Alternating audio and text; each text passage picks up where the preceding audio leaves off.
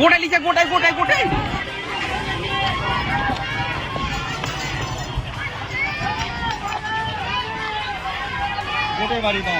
গোটাই গোটাই চলে যাচ্ছে।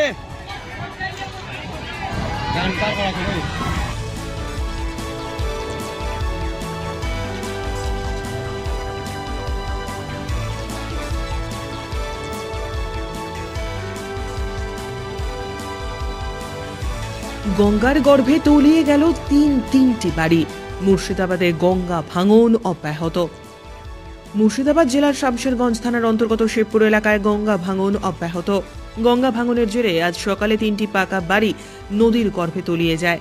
জানা গিয়েছে, প্রতি বছরই বর্ষাকালে শামশেরগঞ্জে গঙ্গার গ্রাসে একের পর এক গ্রাম তলিয়ে যাচ্ছে, যার ব্যতিক্রমও হলো না এবছর। আজ সকাল থেকেই গঙ্গা রাক্ষসে রূপ নেয়। গঙ্গার গর্ভে তলিয়ে যায় 3টি বাড়ি, যার জেরে ব্যাপক উৎকণ্ঠায় রয়েছেন শামশেরগঞ্জের শিবপুরের বাসিন্দারা। কি হয়েছে বলুন? আমাদের গ্রাম শিবপুর, থানা শামশেরগঞ্জ। প্রতি বছরই এখানে গঙ্গা ভাঙন হয়। প্রতি বছরের মতো এই বছরও হয়েছে। 3টে বাড়ি অলরেডি গঙ্গাতলায় চলে গেছে।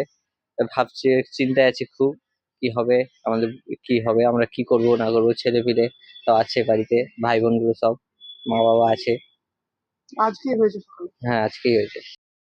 ব্যুরো রিপোর্ট, উত্তরের প্রহরী।